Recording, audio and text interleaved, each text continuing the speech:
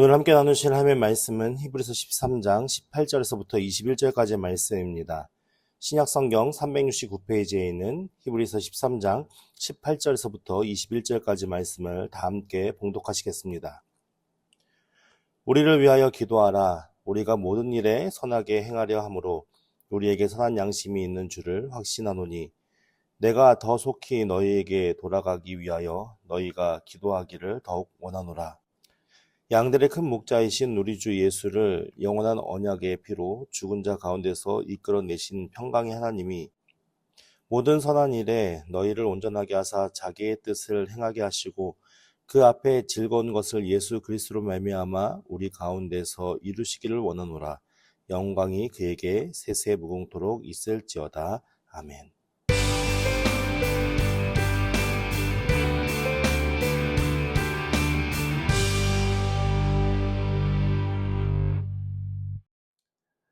어느덧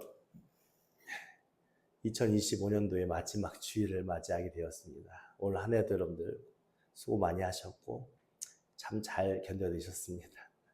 사실 우리가 오늘을 살아가는 세상이 참 녹록지 않은 현실과 상황 속에 있죠. 많은 도전들이 있고 많은 어려움들이 있고 그리고 우리가 때로는 낙심하고 좌절할 만한 많은 일들이 우리 주변에 있었습니다. 그럼에도 불구하고 우리가 올 한 해 하나님 베풀으신 은혜와 사랑으로 잘 견뎌낸 것 같고 잘 이겨낸 것 같습니다. 우리 여러분들 항상 하나님의 은혜를 갈망하고 갈구하시면서 그렇게 우리에게 주어진 모든 삶을 아름답게 믿음으로 잘 이겨낼 수 있기를 예수님으로 축원드립니다.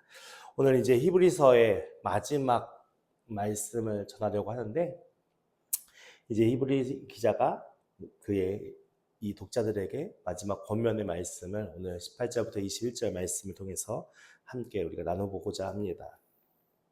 18절 말씀에 우리를 위하여 기도하라 라고 당부를 합니다. 하나님께서 하시는 일들은 사람들을 통해서 그 일들을 이루어 가시지만 우리 사람들 입장에서 생각할 때에 우리 안에는 두 마음이 싸우잖아요. 하나님께서 주시는 성령의 마음과 우리가 갖는 세상적인 욕망과 욕심의 마음이 날마다 충돌하는 가치의 그 충돌 속에 살아가고 있는데 그렇기 위해서 우리의 어떤 육신의 욕망, 우리가 죄악을 향해 달려가려고 하는 우리의 본성 이것이 하나님의 마음보다 커지지 않기 위해서는 무엇이 필요하면 우리의 기도가 필요하겠죠. 그러니까 우리가 기도를 해서 우리 자신의 욕망을 누르는 것도 중요하지만 하나님 나라 안에서 이루어질 일들에 대한 소망을 가지고 서로를 위해서 중보 기도하는 것도 매우 중요한 가운데 있습니다.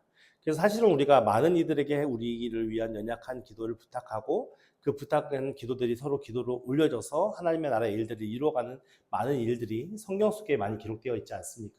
그래서 사실은 물질로 후원하는 동역자들도 있고 여러 가지 많은 사역 속에 함께 몸으로 동역하는 동역자들도 있지만 정말 중요한 것은 기도로 후원하는 동역자가 얼마나 많으냐가 중요한 상황 속에 있습니다. 그러니까 이 사도들 그리고 이 히브리 기자의 어떤 그 지도자 공동체들은 무엇을 아는 거죠? 기도의 중요성이 얼마나 중요한지를 아는 거죠. 그래서 아무리 내가 여러 가지 많은 재능과 달란트를 하나님 앞에 받아서 그것을 열심히 활용하면서 하나님 나라 일을 한다고 하더라도 우리는 어차피 태어나기를 우리 안에 있는 죄성을 가지고 태어났기 때문에 우리는 낙심하고 좌절하고 쓰러지고 넘어질 수 있는 일들이 많이 있습니다. 근데 그 가운데 우리가 일어서고 견딜 수 있는 것은 우리를 위해 함께 기도하는 기도의 동역자들과 그리고 하나님의 성령께서 우리를 붙들어 주시기 때문에 그 모든 일들을 감당할 수 있는 것이거든요. 그래서 사실은 우리가 서로를 위해서 기도로 부탁을 하고 기도로 동역할 수 있는 공동체가 되는 것이 중요하겠죠. 그래서 이 모든 일이 사람의 뜻대로 되지 아니하고 하나님의 뜻대로 이루기 위한 기도 동역자들이 필요한 거죠. 그래서 우리가 함께 서로 기도를 동역하기를 바라는 마음으로 부탁도 하고 그리고 또 서로 기도를 동역해야 하는 과정 속에 있는데 그 모든 것의 핵심은 어떤 가치가 있다고요? 하나님의 뜻대로 모든 것이 이루어지기를 바라는 마음. 그래서 우리를 위해서 기도해라 라고 말하면서 그 다음에 붙는 말이 뭡니까? 우리가 모든 일에 선하게 행하려 함으로 라고 선언하고 있습니다. 물론 이 선하게 행하다 하는 것은 우리가 도덕적으로 윤리적으로 선을 행하다라는 단어이기도 하지만 사실은 하나님 나라 관점에서 보면 하나님께서는 인간을 창조하시고 인간들이 어떤 삶을 살기를 원하시죠? 서로 싸우고 반목하고 욕심을 부리면서 서로 남의 것을 뺏는 싸움이 아니 그런 세상이 아니라 서로가 하나님의 자녀이고 하나님의 백성임을 깨달아 서로가 화목한 과정 속에서 그 모든 이 일들이 하나님께 영광을 돌릴 수 있는 은혜로 살기를 원하는 마음으로 우리를 지금 은혜 가운데 부르신 것 아니겠습니까? 그러니까 사실은 하나님의 선이 우리 인간들의 윤리도덕적인 선한 행실로 나타날 수밖에 없는 그런 과정이거든요. 근데 중요한 주체는 뭐냐면 내가 내 의지를 가지고 선을 행하는 것이 아니라 무엇이요? 하나님의 사랑을 입은 내가 그 하나님의 사랑을 깨달아 알아서 선을 행하는 것과는 전혀 다른 문제입니다. 어떤 문제냐면 내가 선을 행해야지 하는 내 의지를 가지고 행하는 선은 결국 그것이 하나님 나라의 선이 될 수도 있고 때로는 악이 될 수 있습니다. 하지만 우리가 하나님의 은혜를 입어서 그 하나님께서 깨닫게 하시는 은혜를 따라서 내 마음속에 하나님이 주시는 선한 양심을 따라 행하는 것들은 어떤 거예요? 다 그것이 온전하게 선으로 작용할 수 있는 것이죠. 그래서 우리가 모든 일에 지금 이 히브리 서신을 기록한 자들이 하나님의 은혜를 붙들고 사는 자들인데 그들이 악한 일들을 위해 살 의지가 있겠습니까? 당연히 하나님의 선을 위해 살겠죠. 근데 선을 위해 산다고 하면서도 우리가 잘못하면 미혹된 마음에 그 선을 위해 행한다는 일들이 결국 하나님 나라의 악이 될 수 있는 상황이 있을 수 있기 때문에 내가 모든 일에 선하게 행하려고 노력한다. 그러니까 나를 그 선한 일을 이끌어갈 수 있도록 하나님 앞에 기도를 해달라라고 부탁하는 것이 그의 중심에 얼마나 내가 가질 수 있는 많은 오류들을 인정하고 하나님을 의지하며 나아간다는 것을 제가 말씀 통해 알 수 있겠죠. 그렇게 하려고 하는데 우리 안에 무엇이요? 선한 양심이 있는 줄 내가 확신을 한다. 그건 무엇입니까? 예수 그리스도를 믿음으로 말미암아 하나님의 성령께서 우리 마음속에 임하시면 그 하나님의 성령께서 우리 가운데 선한 양심을 작용시키셔서 그 하나님의 선한 일들을 감당케 하신다라고 말씀하는 거죠. 그러니까 결국은 우리가 예수 믿은 하나의 공동체, 믿음의 공동체이기 때문에 우리는 한 성령 안에서 한 공동체를 이루는 것 아니겠습니까? 그리고 우리를 구원하신 유일한 예수 그리스도를 믿는 믿음의 공동체가 되지 않겠습니까? 그 안에서 우리가 함께 협력하고 동역하기 위해서는 우리 안에 무엇이 적용해야 됩니까? 우리 안에 한 성령께서 역사하시는 그 성령의 선한 양심을 따라서 우리가 함께 믿음의 공동체를 이루어 가야 되는데 그 속에는 무엇이 작용할 위험성이 커요? 내 안에 있는 죄성이 작용할 가능성이 크기 때문에 우리가 어떻게 해요? 기도로 서로 동역하면서 그 모든 일들을 행해야 한다라고 지금 18절 말씀에 권면하고 있는 말씀입니다. 그 19절 말씀에 내가 더 속히 너희에게 돌아가기를 위하여 너희가 기도하기를 더욱 원하노라. 근데 기도 부탁하는 거 첫 번째는 선한 일들을 하기 위해. 두 번째는 뭡니까? 내가 너희에게로 돌아가기 위해서. 지금 이 히브리서를 쓴 사람은 히브리인들, 이 서신을 읽는 독자들과 함께 있지 않는다는 것을 우리가 이 말씀을 통해 확인할 수 있죠.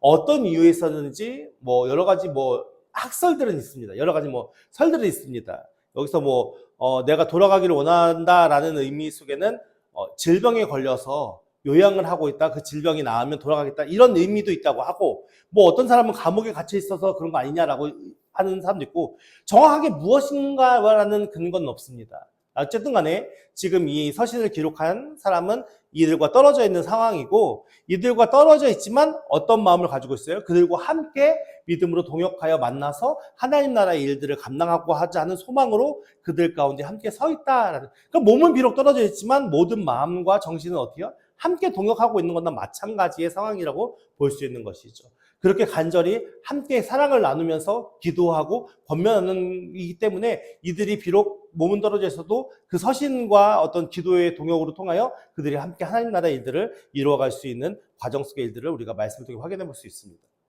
그러면서 20절 말씀에 양들의 큰 목자이신 우리 주 예수님이 어떻다고요? 양들의 큰 목자래요. 그러니까는 교회들이 세워지기 시작했죠. 교회들이 세워지기 시작하면서 그 교회 안에 누가 있을까요? 리더들이 있었겠죠. 그 교회를 이끌어가는 리더들이 있었습니다. 그러니까 오늘날과는 좀 다른 개념인데요. 오늘날에는 마치 교회 안에 목사님이 제일 우두머리인 것처럼 생각을 하잖아요. 근데 사실은 이 당시에는 그런 게 전혀 없었습니다.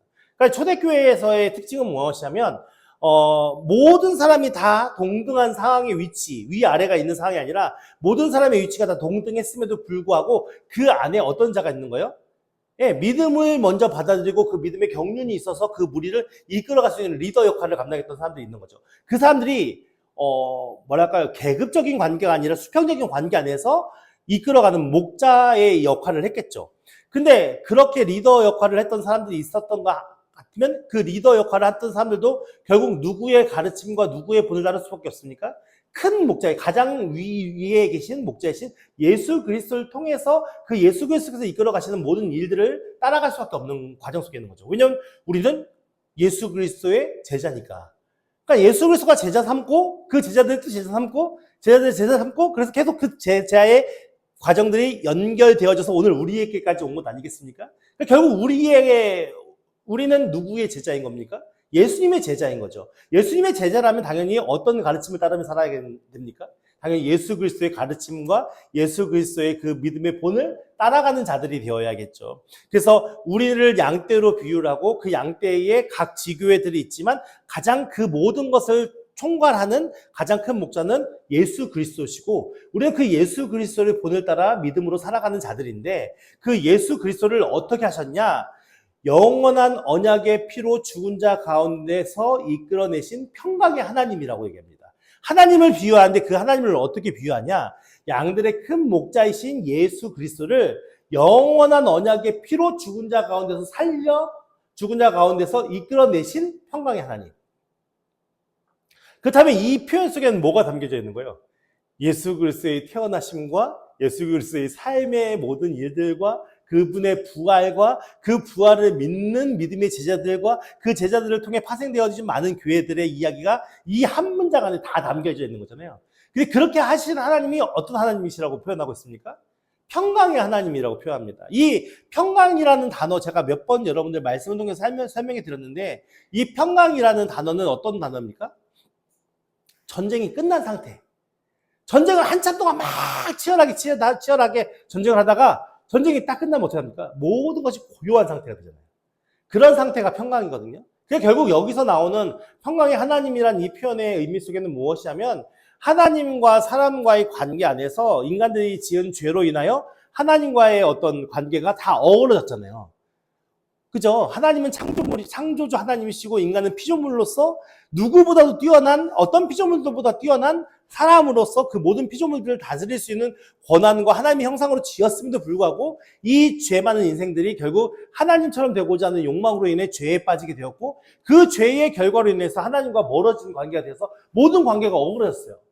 그러니까 이 창조 원리가 모두 다 깨어진 상태가 되었으니까 하나님께서는 무엇을 바라시냐면 그 창조의 모든 과정들이 회복되기를 원하시는 마음으로 누구를 보내신 거예요? 자신의 아들 예수 그리스도를 이 땅에 보내셔서 그분으로 하여금 모든 인간들의 죄를 대속할 수 있는 언약의 영원한 언약의 피, 한 번의 그 죽으심으로 말미암아 모든 인간들을 대신할 수 있는 언약의 피, 그 피로 죽으시게 만드셨고 다시 어떻게 해요? 많은 죽은 자, 세상의 모든 사람들은 태어나면 다 죽음을 맞이할 수밖에 없지만 그 과정 속에서 유일하게 예수 그리스도께서는 살아나셔서 죽은 자 가운데 이끌어내셔서 결국 무엇이요? 우리 인간들의 삶이 이 세상에 썩어질 것을 위한 100년 남짓의 삶으로 끝나는 것이 아니라 영원한 하나님 나라가 있다는 것을 친히 보여주셨고 그 예수 그리스도가 많은 제자들의 모임 앞에서 하늘나라로 승천하는 그 모습을 보여주심으로 말미암아 모든 제자들이 무엇을 소망하게 만드셨어요? 영원한 천국을 소망하게 만드셨잖아요. 이 모든 일, 그래서 평강의 하나님이라는 표현은 결국 무엇을 얘기하면 인간과 하나님 사이가 완벽하게 회복되어져서 더 이상 그것이 인간이 하나님의 심판 때문에 무서워할 필요가 없고 우리의 삶이 죽음으로 치닫는 것에 대해서 두려워할 필요가 없는, 그래서 그 하나님의 어떤 사랑과 은혜 속에서 그 하나님의 백성으로 살아갈 수 있는 모든 은혜의 길이 열린 그것이 평강의 하나님이라는 선언 속에 담겨져 있는 의미인 것입니다. 그러니까 우리는 하나님이 두려운 하나님이 되어야 할까요? 하나님을 경외하는 것과 하나님을 두려워하는 것은 다른 의미인 거죠. 하나님을 경외한다는 것은 무엇이 깔려 있는 거죠? 내가 그 하나님에 대한 사랑과 존경심과 존중하는 마음과 그 하나님을 크게 어떻게 감당할 수 없는 그 은혜를 간직하는 마음으로서 경외하는 것과 두려운 마음은 무엇이죠? 혼날까봐, 매맞을까봐, 심판받을까봐. 근데 우리는 그런 존재입니까? 이제는 그런 존재가 아닙니다. 예수 그리스도의 언약의 피로서, 영원한 언약의 피로서 우리는 구원받은 백성이기 때문에 하나님을 더 이상 무서워하고 두려운 하나님으로 대하는 것이 아니라 우리가 어떻게 해요? 사랑하고 존중하고 존경하고 경외하는 그런 하나님으로 우리가 그 하나님을 대해야 하는 과정 속에 있는 것이죠. 여러분, 이 문장이 얼마나 우리에게 중요한 의미를 담고 있는지, 이 한 문장 안에 우리가 얼마나 많은 것을 묵상할 수 있고 얼마나 많은 것을 우리가 생각하고 하나님에 대해서 우리가 인지할 수 있는지에 대해서 얼마나 중요한 말씀인지 모르겠어요. 여러분도 한 번도 여러분들 이 예배 이후에 여러분들이 삶을 살아가는 과정 속에서도 이 문장을 한번 마음 깊이 여러분 묵상하시면서 그 속에서 하나님이 주시는 은혜가 무엇인지 한번 느껴보셨으면 좋겠습니다. 그래서 21절 말씀에 보면 모든 선한 일에 무엇이요? 모든 선한 일. 그러니까 우리가 행하는 일들이 있는데 그 모든 일들이 어떤 일이래요? 선한 일이래요. 결국 선한 일이라는 것은 무엇입니까? 내가 선한 행실을 하는 거겠죠. 그런데 그 선한 행실이 누구로부터 주체가 돼서 나와야 한다고요? 하나님으로부터. 그래야만 선한 게 된다고요. 그러니까 모든 선한 일이라는 것은 하나님이 하시는 모든 일이겠죠. 하나님이 우리 주변에 허락하신 모든 일들. 그러니까 이 시편 기자의 마음속과 생각 속에는 무엇만 있는 거예요? 하나님의 일이 무엇일까? 하나님의 일이 어떤 것일까? 내가 그 하나님에 대해서 어떻게 선한 것을 할 수 있을까? 그 하나님의 일들을 어떻게 내가 감당할 수 있을까? 그 하나님의 일들을 어떻게 선하게 이뤄낼 수 있을까라는 것이 오직 그의 머릿속과 그의 온 주체 안에서 일어나는 생각이고 사고임을 우리가 이 말씀을 통해 알 수 있겠죠. 모든 선한 일에, 그 모든 하나님이 하시는 일에 어떻게 한다고요? 너희를 온전하게 한대요. 그러니까 오늘 우리가 온전합니까? 불완전합니까? 우리는 불완전하다고 고백할 수밖에 없죠. 왜냐하면 아직도 우리는 우리의 욕망대로 행할 때가 많고 아직도 우리는 하나님과 동행하지 못하고 내 뜻과 내 마음을 이루기 위한 행위들을 할 때가 많이 있으니까. 근데 보십시오. 모든 일에 너희를 어떻게 한다고요? 온전하게 하신대요. 누가요? 하나님께서. 평강의 하나님께서라고 했잖아요. 평강의 하나님이 모든 선한 일에 하나님이 하시는 모든 일 속에 너희를 온전하게 하사. 이거는 선포잖아요. 하실 거야 라는 게 아니라 하셨대요. 그러니까 오늘 우리가 두려워하고 낙심하고 좌절하지 않아야 될 이유는 무엇이냐면 내가 걸어가는 모든 발걸음 나는 불완전하고 부족하기 때문에 완전한 걸음을 갈 수 없지만 모든 일을 선하게 하시는 그분께서 나를 온전하게 하셔서 그것을 어떻게 하신다고요? 자기의 뜻을 행하게 하시고 그러니까 하나님의 뜻을 행할 때 우리가 하나님의 뜻을 행할 수 있습니까? 아니요. 이 표현을 보면 우리가 하나님의 뜻을 온전하게 행할 수가 없어요. 하나님 스스로가 자신이 우리를 온전하게 하셔서 자신의 뜻을 이루게 하시는. 그러니까 우리가 걱정할 필요가 있습니까? 실수했다고 염려할 필요가 있습니까? 그렇게 하신 것도 하나님의 뜻인 거예요. 그렇게 이끄신 것도 하나님의 뜻이고. 그것을 믿는 믿음과 아유, 나는 오늘도 실수했네. 나는 오늘도 넘어졌네. 나는 오늘도 쓰러졌네. 그런 마음과는 전혀 다른 마음이잖아요. 그러니까 오늘 우리가 조금 실수를 하고 낙심하지 말고 좌절하지 말 것은 그 일들을 통해서 우리를 온전케 하시고 그 일들을 통해서 하나님께서는 자신의 일들을 하실 수 있는 능력의 하나님이라고 믿어야 한다는 거죠. 내가 실수한다고 하나님 나라가 망가집니까? 내가 좌절한다고 하나님 나라가 없어집니까? 아니라는 겁니다. 전능하신 하나님은 모든 것을 다 하실 수 있는 능력의 하나님이시기 때문에 나의 불완전함도 나의 연약함도 사용하셔서 그 하나님의 나라의 완전한 일들을 이루어 가시는 것이 하나님이시다라고 우리가 믿어야 한다는 것이죠. 자기의 뜻을 행하게 하시고 그 앞에 즐거운 것을 무엇이요? 그 앞에 즐거운 것이라는 건 결국 하나님과 우리 사이에 즐거운 것이겠죠. 그 앞에 즐거운 것을 예수 그리스도로 말미암아 우리 가운데서 이루시기를 원하노라. 그러니까 하나님께서 즐거워하시는 일이 무엇이겠습니까? 하나님께서 즐거워하시는 일. 오늘 우리가 즐거워하는 일이 무엇이겠습니까? 돈이 많아지면 즐거울까요? 우리가 명예가 높아지면 즐거울까요? 하나님과 우리 사이에 즐거운 일은 무엇이겠습니까? 우리가 어쨌든 이 세상의 어떤 물질과 모든 환경 속에 살아가고 있기 때문에 우리가 돈 없이는 살 수 없고 우리가 여러 가지 많은 우리가 생활할 때 필요한 많은 것들이 있지만 우리의 하나님의 놀라운 경륜 안에 우리의 삶은 정말 한 점만도 못하잖아요. 우리가 살아가는 이 세상을 창조하시고 그리고 또 이제 이 세상을 이제 하나님 나라로 완성시키실 그 나라의 시간적인 개념 속에서 우리가 살아가는 삶의 의미는 한 점만도 안 되거든요. 사실 점 찍은 것만도 안 되는 짧은 삶이잖아요. 근데 그 시간 속에서 정말 많은 인류가 살아왔고 그 많은 인류가 기뻐하고 즐거워하고 하나님도 기뻐할 수 있는 일이 무엇일까요? 내가 몇 조의 재산을 갖는 것, 몇만 명의 사람들이 날 사랑하는 것, 이런 걸까요? 아니겠죠. 한 영혼이 구원받는 것. 영혼이 구원받는 것과 우리의 인생의 백년난지의 삶을 풍요롭게 사는 것, 어느 게 더 가치 있겠습니까? 이 경륜 안에서. 영원히 같이 사는 것은 이 점도 안 되는 그 점의 쾌락을 즐기는 것보다 영원한 시간을 하나님과 함께 하는 것이 더 가치 있는 일 아니겠습니까? 그렇기 때문에 우리와 하나님, 그 앞에 즐거운 것은 결국 무엇을 얘기하는 거겠습니까? 우리 사람들을 통해서 하나님께서 이루시는 구원의 역사, 또 우리와 같이 함께 예수 그리스도로 말미암아 진정한 자유와 기쁨과 평강과 안식을 누릴 수 있는 은혜, 그것을 예수 그리스도로 말미암아 우리 가운데 이루시기를 원한다고요. 그러니까 우리의 소망은 무슨 소망이 되어야 합니까? 네, 내 주변에 죽어가는 영혼들이 예수 안에 구원받기를 소망하는 마음. 내 자녀들이 세상에서 떵떵거리며 잘 살아도 결국 50년, 60년이니까요. 근데 내 자녀들이 비록 세상에 가난하게 살아도 예수를 믿으면 하나님 나라에, 이 세상의 금은 보화로 그 가치로 따질 수 없는 그 하나님 나라에서 영원한 삶을 예수 그리스도와 하나님과 함께 사는 거예요. 그렇다면 우리의 기쁨과 우리의 소망은 무엇이 되겠습니까? 우리와 함께하는 모든 이들이 하나님 사랑 안에 그 기쁨의 구원을 누리는 그 감격과 은혜와 기쁨이 우리에게 소망이 되어지고 그것이 예수를 통해서 이루어지기를 원한다는 이 시편 기자의 그 마음을 우리가 같이 공감할 수 있는 것이죠.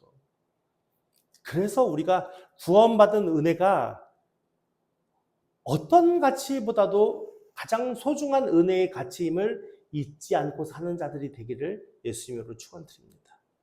이것이 우리에게 가장 중요한 가치인 것이지, 우리에게 이 세상을 살아갈 때 평화로움과 많은 것을 누릴 수 있는 안락함과 풍요로움이 결국 우리의 영혼을 구원하지 못한다는 것을 반드시 기억하시고 예수 그리스도께서 이루시는 그 일들을 우리도 같이 소망하면서 그 앞에 즐거운 것으로 함께 설 수 있는 은혜가 있어야 하는 것입니다.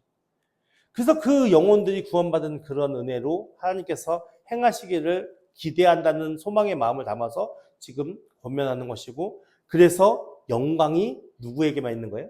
하나님께만. 내가 영광 받는 건 아무것도, 내가 한 건 아무것도 없잖아요. 지금 이 표현 21절의 말씀 표현 속에 내가 한 게 뭐가 있어요? 예? 모든 선한 일에 나를 온전케 하시는 이가 누구세요? 하나님. 자기 뜻을 행하시는 이가 누구세요? 하나님. 그리고 영혼을 구원하시는 모든 일들을 행하시는 게 누구예요? 하나님.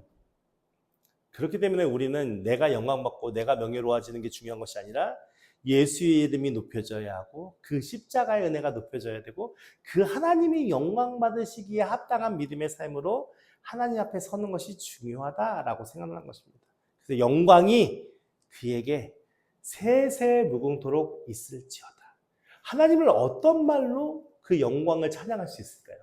우리가 갖고 있는 언어적인 어떤 표현으로 하나님을 나타내고 선언하고 표현할 수 있을까요? 아마 없을 겁니다. 오직 하나님의 그 영위하신 그 영광과 은혜만이 이 영원한 세세 무궁토록 찬양되어짐이 마땅하고 찬송되어짐이 마땅하고 예배되어짐이 마땅한 그런 은혜 가운데 있는 것 아니겠습니까? 그래서 우리들의 마음속에도 이런 고백이 항상 뜨겁게 올라왔으면 좋겠습니다. 하나님만이 우리의 구원자시고 하나님만이 우리의 모든 것 대신이 그 하나님께서 영광 받으시고 그 영광이 모든 인류의 그 영광을 받으시고 그 영광이 세세 무궁토록 영원하기를 소망합니다. 라고 기도하는 그런 마음으로 주님 앞에 서는 우리가 되기를 소망합니다. 오늘 짧은 말씀 18절부터 21절의 말씀이지만 이 말씀 속에는 참 많은 의미가 담겨져 있다고 생각합니다. 제가 부족하지만 하나님의 은혜를 따라서 여러분에게 말씀을 선포하지만 여러분들도 집에 가셔서 이 말씀을 깊이 묵상하시면서 하나님의 주신 은혜가 무엇인지를 생각해 보시고 오늘 우리가 놓치고 있는 가치가 무엇이고 오늘 우리가 가져야 할 믿음의 가치가 무엇인지를 분별한 자들이 되기를 바랍니다. 마지막 시대를 살아가고 있는 이 시대에 우리가 진짜 하나님의 성도들로서 내게 주어진 여러 가지 많은 상황과 환경들 속에서 낙심하고 좌절하고 절망하는 것이 아니라 우리를 온전케 하시며 자기의 뜻을 행하실, 그것이 단순히 어떤 한 일이 아니라 모든 선한 일에 그렇게 하실 하나님을 믿는 믿음으로 우리가 또 비록 이 세상에 무명으로 살아가지만 하나님 나라 안에서는 유명한 하나님의 나라의 백성이 될 줄 믿으시면서 오늘 우리의 주어진 믿음의 삶을 잘 인내하며 믿음으로 승리하는 삶을 살기를 예수님의 이름으로 축원드립니다. 함께 찬양하겠습니다.